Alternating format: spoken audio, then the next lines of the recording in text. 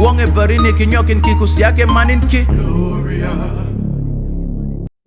back to another edition of the AI Transformation Playbook podcast, where we explore what it really takes to help organizations become AI ready before they become AI driven. I am Bannavti Suiseka. Today, I'm joined by someone who spends years helping organizations think differently about innovation, technology, and how leaders navigate disruption. Yosi, it's great to have you here. Thank you, Eric. I'm really excited to be here with you today. So before we jump into AI, I'd actually like to begin somewhere else. The word transformation, it gets used constantly.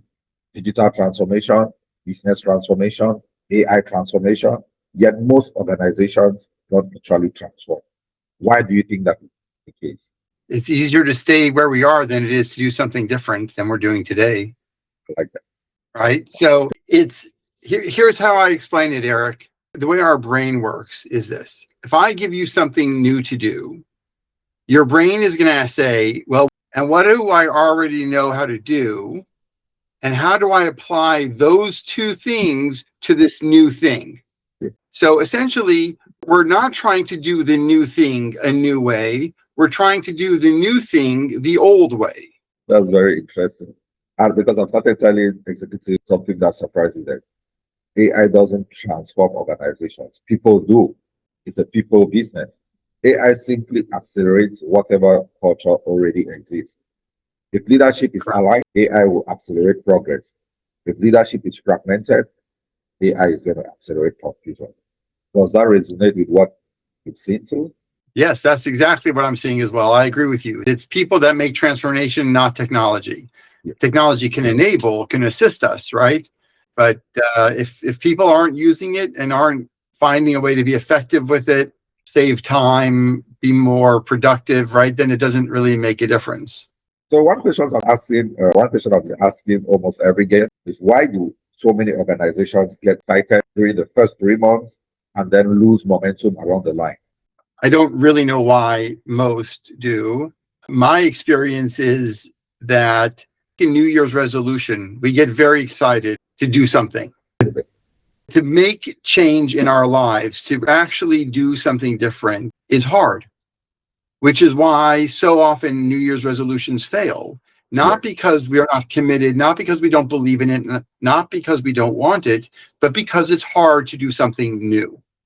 And again, that whole idea of what do I know today and how do I apply what I know to the new thing is that gets us in trouble. Because if we want to be able to use AI effectively, we have to approach it differently than we've been approaching the work before AI. Yeah. In the same in any transformation, if we're going to use a new tool, a new process, a new workflow, then we have to be willing to change. And change means unknown. It means learning new skills, abilities, ways of doing work, right? That's hard. I like that. I like the example. I think we become complacent along the line and forget about what we actually wanted to do. So sometimes I think organizations make for transformation. So they buy licenses, they run pilots, they form AI committees. Those are activities. Transformation is actually when decision making actually changes. Will you agree that? I do. It's when decision making changes, also when behaviors change, right? It's interesting the case of in general and AI, because I think that people are starting to use AI a lot more. I just don't think that they're using it effectively, okay? And we're to use it for everything. We're starting to use it in ways that are actually, I think, making us dumber. And a few managers that I'm working with tell me that before they used to really have to stay on top of their people to deliver their work. Yes. Now what's happening is that everyone's using AI to create the reports and then sends the manager 20 pages at a time. Now, the problem is that employees didn't read the 20 pages that the AI produced. They just copy and paste it, and then they sent it. And the manager is like, I cover all of these things. And then when they do read it, they realize it's shit. Like it really makes sense. It doesn't answer the questions that were being asked. Yeah. And so people are to use AI, but they're not fact checking. They're not, again, doing the hard work. Yeah. Finance teams are starting to notice that that extremely expensive to run from a corporate licensing perspective, and now the coming in and is saying, okay, we're bought for the AI. What's the productivity improvement? And that's what we're not seeing with AI, where in the not AI tools, we are often buying the licenses and they're not being used. That's very true. I think our leader, we explained how they actually buy some licenses and they read the licenses only when they go through their invoices and see that they have been charged for some licenses that they've not been using. So so this tool, it helps you with one task and they tell you to put a payment method, you execute the task and you forget about that. Yes, that happens a tremendous amount, right? Meaning people for a whole bunch of things, even in our personal lives. I read an article a couple of months ago about how much people spend on subscriptions to things that they never use. Absolutely. Yeah, through the Enterprise Readiness Index, we have found something interesting.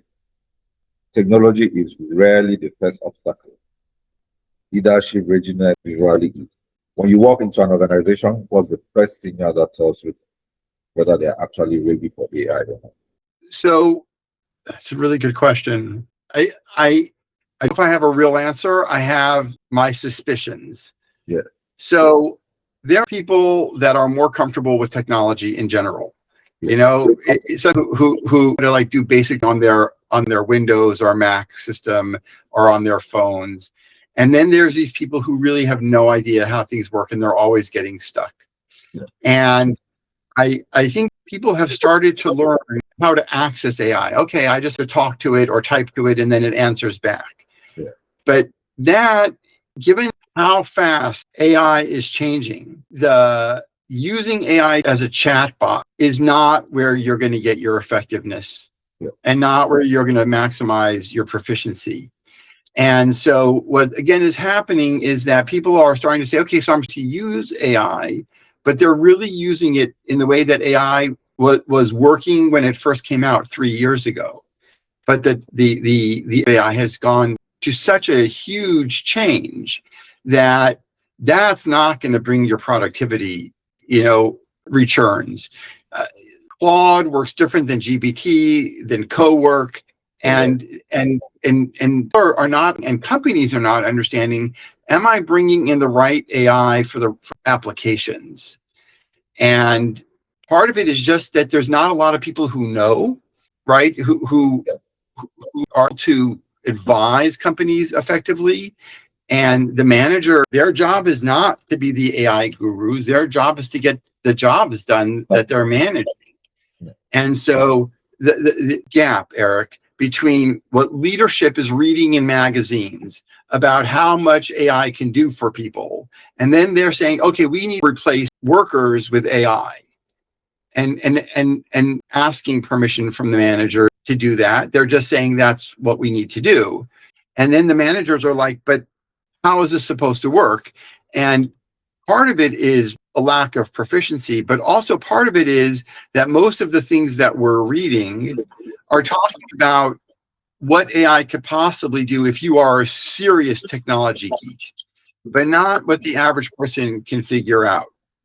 And therefore, there's a huge gap between what people think AI can do today and what AI can actually do, given the technology level that most people are at. And so it really just is like a train wreck where there's a disconnect between leaders and between the decision makers and the doers. There's a big gap between the level of knowledge and understanding about how to use these tools. And then there's also, as I said, a gap between which is the right AI tool to try to use in the specific situation that you're trying to you do the work in. That's very fascinating, because I think readiness isn't really about tools. It's about mindset, governance, trust, and about whether people know why they're changing not just what they are changing. Sure. So one thing I've become about as AI becomes smarter is how valuable human judgment is. Not just becoming like for me, I think it becomes more valuable, not less. What's your perspective on that? Okay. So we really wrong word, Eric. Yeah. We're not using AI. Yeah. We're using language models, which are predictive models. Okay. What they say, based on this massive library of data that they have, they're saying, okay, most common, when it asks me for something and it goes searches, it says, okay, well, this is the next. And then it says, well, what word most commonly follows that word? This, and then it builds it out. But it doesn't know how to fact check. It does not have emotion. It does not have intuition. It does not have what we would call basic intelligence. And so judgment, assessment, intuition, gut instinct, true innovation, not there yet. Meaning we might be there tomorrow. Somebody might release a new whole model tomorrow, and that might, everything I'm saying today may change. But today, in what most people have access to, we're not dealing with general intelligence. We're dealing with large language model AI. And therefore, it has no ability to replace the humanity in humans, all right, or the judgment that we make. It's not making a judgment as we would make a judgment call. It doesn't morality to make an assessment, right? If like there's that dilemma. Have you ever heard of the trolley car dilemma, where either the trolley is going and somebody has to make a choice because the brakes out on the trolley car. So either you let it go straight and any change it's going to kill 5 people, or you can pull a lever and change to a new track and it will only kill 1 person. But you have to make an active choice for it to kill that 1 person, right? Yeah. Now, a computer will make a logical decision based on numbers, but humans are going to make a decision based on a whole other set of variables that a computer doesn't have built into it, because we don't know how to put that into a computer yet. That's exactly what I think about. I don't think the large language models will be able to replace all the human attributes that you said. And let's say human leadership won't be able to replace it. I think it's raising the standard of leadership, though. Executives can no longer compete on information alone. They have to compete on most of those human attributes, judgment, intuition, to all the mentioned. Absolutely. Yes. It's challenged that knowledge is no longer our challenge. We have access to all the knowledge that we could possibly want.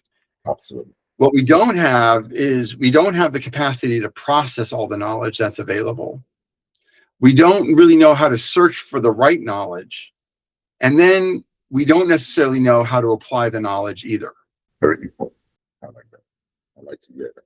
So let's talk about innovation. Everybody wants innovation. Very few organizations create environments where innovation actually happens. Well, first of all, I don't think that we all have an agreement on what the word innovation is, right? Is innovation an improvement on what already exists, or is it a whole change to what already exists? So I think that, first of all, there's a confusion where we use this one word, but we mean different things with it. And then just the 2 definitions that we've just talked about. But again, the same thing with any change. Innovation means change. It means doing something different than we're doing it today. And as soon as we do that, we hit the same problems we talked about in the beginning of the show, which is anytime we're doing something different than we're doing today, it's hard. Yeah. So that's, I think, again, that innovation is a difficult thing, because we don't necessarily know what we mean by it. We don't necessarily know what our leaders mean when they say it. And we don't necessarily know how to do it. So I've noticed something. The organizations moving faster with the large language models aren't necessarily the ones with the biggest budget. So they are the ones where experimental feels safe, where curiosity is rewarded, where failure isn't polished. 5 years from now, what conversation do you think executives will start having? Wow, Eric, I have no idea, man. I have no idea. I don't even know what conversations we're going to be having in 6 months from now. Yeah. Meaning there are some predictions that we're on the brink of new capabilities. I'm a study by a number of professors who were doing testing on human sets, and they noticed that the more that we offload right thinking, decision making AI, we are weakening our mental capability and capacity for those thought processes. So I think that no matter how advanced AI gets, if given just where it is today, if we continue to offload critical thinking skills and decision-making skills to the AI, the problem we're going to face is not how smart the AI is, but how dumb we are. And so if that's the case, if that's the road we go on, then we probably will be having less conversations in 5 years from now, because the AIs will be talking to each other and we won't be talking at all, which just scares me. Very scary. So having said that, what conversation do you think will become unavoidable? Well, I think one of the conversations that's going to become unavoidable is, do we want to get dumber or not? And I actually think that's going to be between parents and children more than anything else, and students.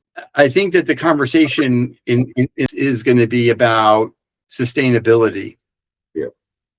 Right. If ourselves redundant, then who are we selling to? Who are we making products for? Right. I read a study that said right now AI takes up about 20% of the internet traffic. With the rise of AI agents, if things continue on that path, then I don't remember what it was saying, 2 years, 3 years from now, 80% of internet traffic will be AI agents talking to other AI agents and not people being in at all. So that means that, what are we going to do? I don't think that humans do well doing nothing. Yeah. Let we have a way to solve income, right? Because if we don't do anything, then we're not working. How do we, right? But let's say we somehow manage to solve income. What are we going to do if they're bored?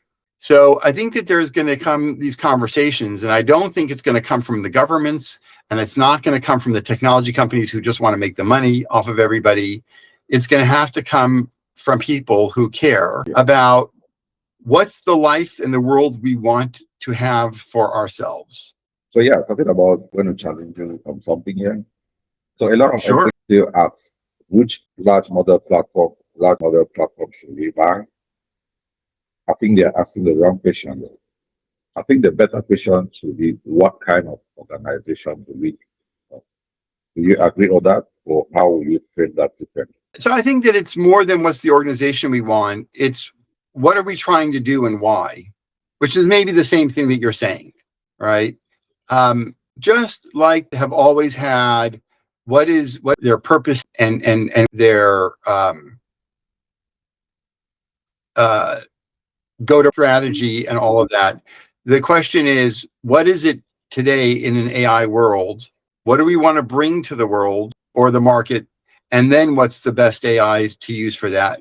Again, the part of the challenge is, Eric, that even if we say today that the best AI model is whatever, that's going to change in 2 months, right? Because they're other and they're in multiple directions. And part of the problem that I don't think we know how to solve, which is change that is happening at this pace. And we're built for that. Our brains aren't built to try to process that quickly. Humans don't pick up new skills that quickly. And again, it's not what the AI can do, because I think the AI can do a lot today. Who's going to use it? How are we going to use it? And are we going to use it intelligently? Are we going to use it safely? Are we going to be responsible? Are we going to be critically thinking about it? And I think that's where the challenge is. So let's imagine the CEO is listening to us today. Tomorrow morning, they walk into the office. What's one thing they should stop doing? And one thing they should start doing? Well, in an ideal space, stop being afraid, okay, which is impossible, but let's say ideally stop being afraid of what you don't know and start playing with it. But also start researching, start doing reading on the different models and how to use them and what they can do, and be willing to do experiments. I think we're definitely at a space where if you're somewhat knowledgeable or savvy with what AI can do today, you're being left behind. And then there's the question about what do I want to now, if once I understand what AI can do, what do I want to offload?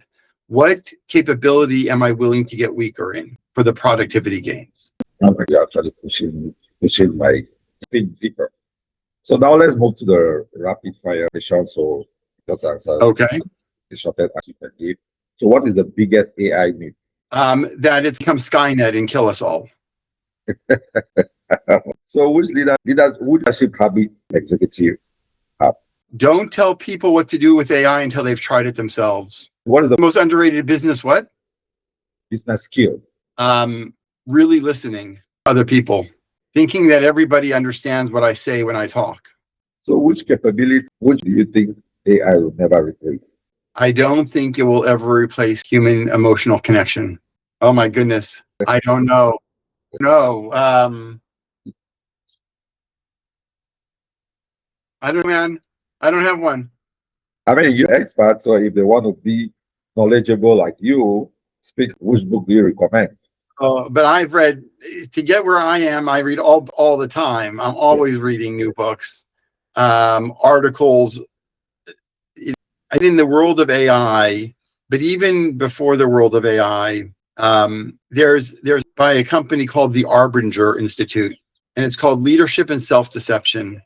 And I what about this book is it just reminds us that even though we have a tendency to disassociate the humanity in other people, that if we want to be effective as leaders, regardless of the technology around us, we have to treat people as other humans. And I know maybe that sounds funny, Eric, but when you read this book, it really crystallizes how easily and quickly we make mistake. Yeah, I like that you play emphasis on. This show is actually about bringing us back to realizing that we still need the human to work with in the AI space. There's a lot of I think it has feel like humans will be replaced. I use a lot of AI tools. I know what to, but I did not talking about doing to focus on the human that we still need in the business space to get everything going. And I like when you see that. Like and I will search around it. Like that. So what is one word that you can use to describe the future? I know you said you don't want to project it to the future. One word for the future: the unknown. Uncertainty. Uncertainty. Yeah. You mentioned that we should not be scared of the unknown. So that compliment the advice that you gave earlier on. So you see, every the same final question of the show. If you add one new pillar to the enterprise AI readiness index, what would it be and why? What would I add to the AI readiness index? Yes. Is that what you're asking? Yeah. Why? Experimenting. Everybody experiment with AI at least once a day. Yeah. Try something you haven't tried with AI today that you didn't try yesterday. Absolutely. I like it. Very practical advice there. So imagine every CEO, founder, or board member is listening to us right now. What's that one message you hope they remember long after today's conversation? Take home with you.